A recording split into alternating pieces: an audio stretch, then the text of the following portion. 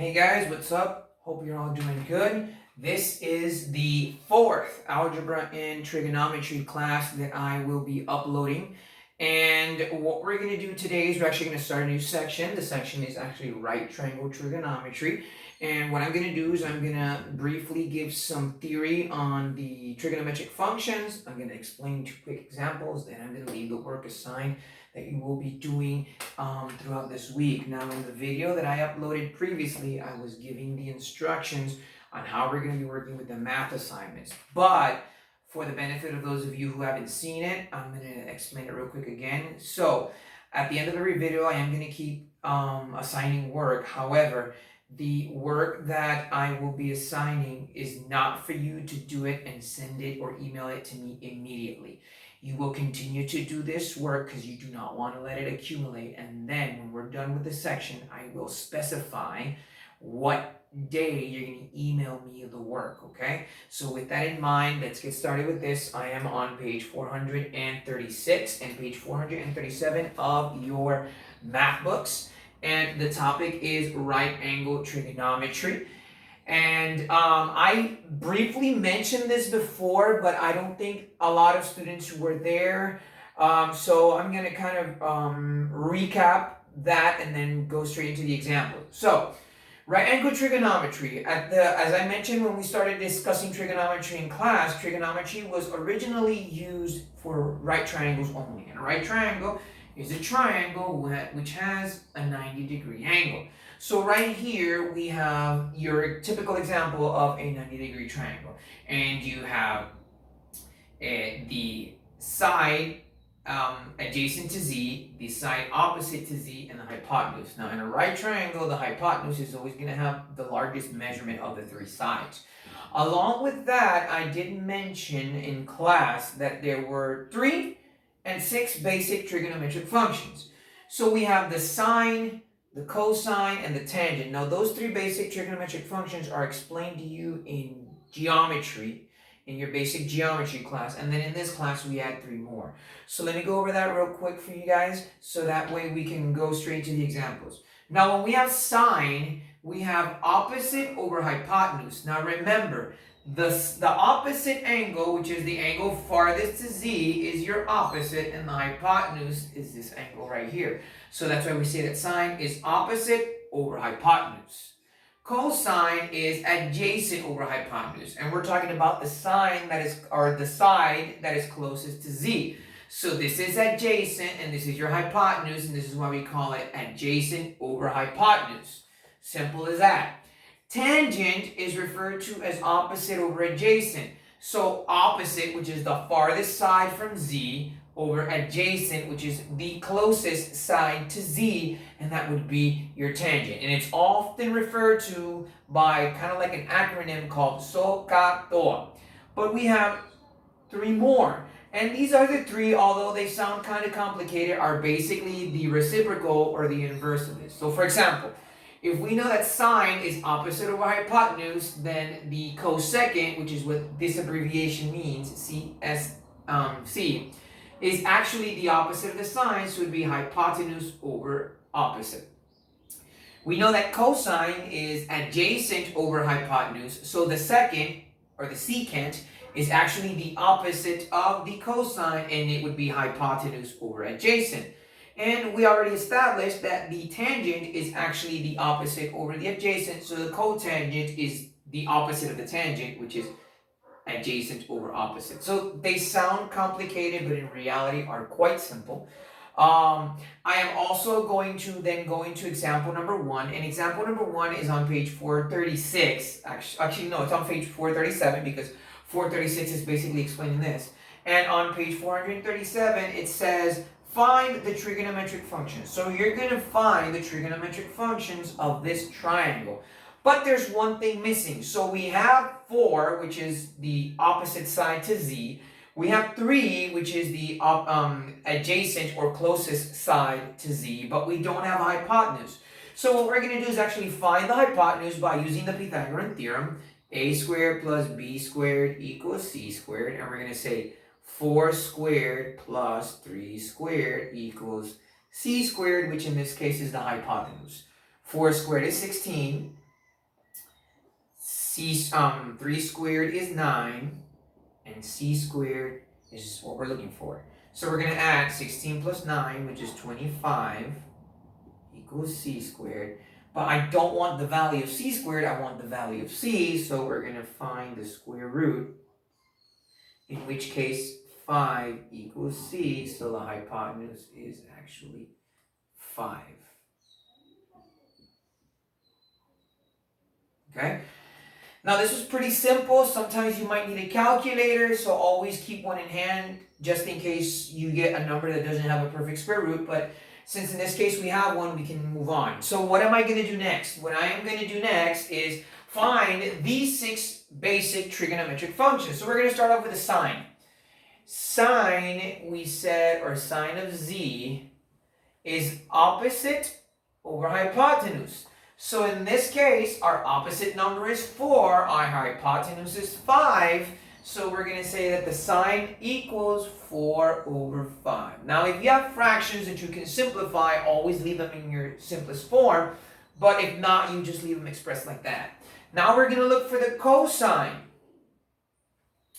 So the cosine of z, now the formula says that it's adjacent, which is the side closest to z, over the hypotenuse. So if we look at this triangle, the adjacent is 3, the hypotenuse is 5, so we say 3 over 5.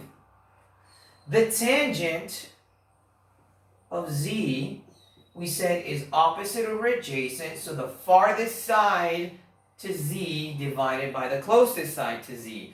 In this case, the farthest side is 4, and the closest side is 3. So we have 4 over 3. But now we have to find the other 3, which is fine because all it is just turning these 3 upside down. So if we're looking for the cosecant or cosecant of z, it's actually the opposite of the sine. So if sine is 4 over 5, then the cosecant, you said it, you guessed it right, it's actually 5 over 4.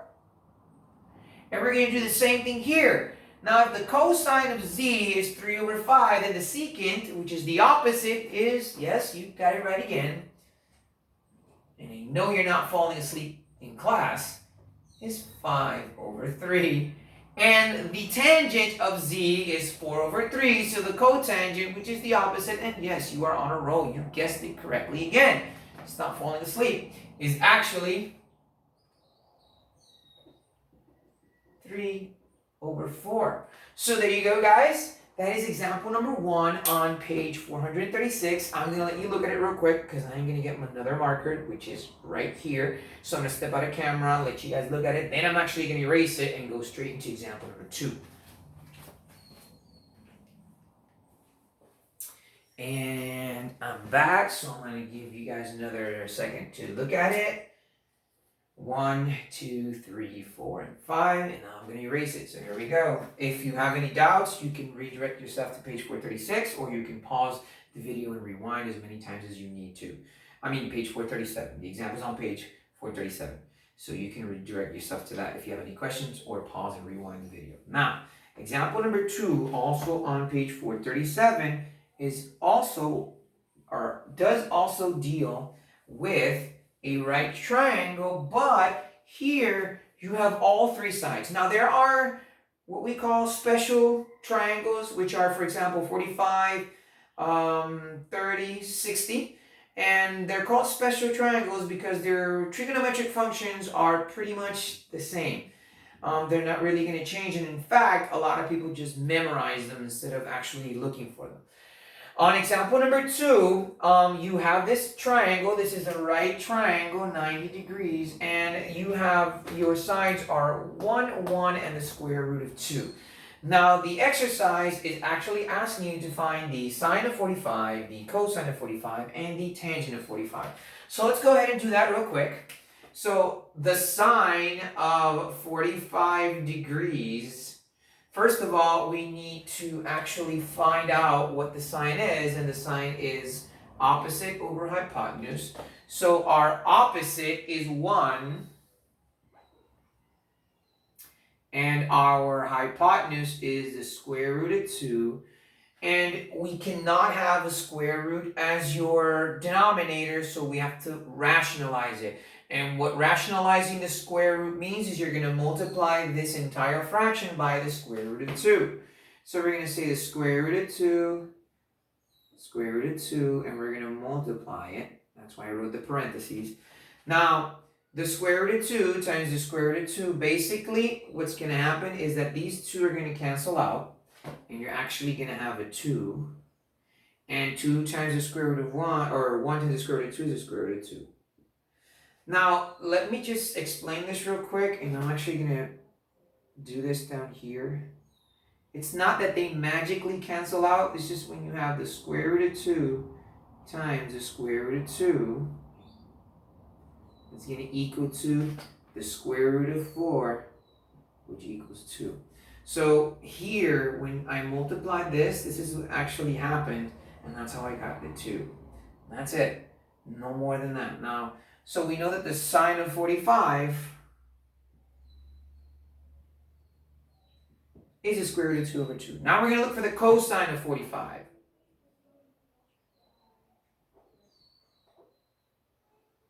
And the cosine of 45 is adjacent over hypotenuse. So the closest side to z over the hypotenuse. In this case, we have 1.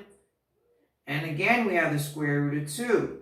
So I cannot have this, which means that I have to multiply everything by the square root of 2 over 2, or rationalize the denominator. And I'm going to go ahead and skip this step because we already saw it here and it's the same step. So basically, the square root of 2 times the square root of 2 is going to cancel out, which leaves me 2.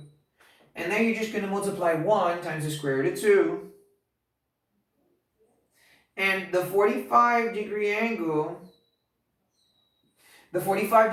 has a particularity, and it's that the sine and the cosine are actually the same. So this is why a lot of people just memorize them, because the sine and the cosine will not change. We're still missing one more trigonometric function, which I'm going to do here, and it's the tangent. So the tangent of 45 degrees. We said that the tangent is actually opposite over adjacent. So the side farthest from z, over the side closest to z. So in this case, it's actually 1, which is my opposite, over 1, which is my adjacent. And of course, 1 divided by 1 is 1. So the tangent of 45 degrees equals 1. So here we go, and let me box that in. And we have the sine of 45 is the square root of 2 over 2. The cosine of 45 is also the square root of 2 over 2, and the tangent of 45 equals 1. Ladies and gentlemen, those are the first 2 examples of this new section, which is right angle trigonometry. In our next class, we are going to continue with the other examples. Now again, the assigned exercises are actually both checkpoints on page 437.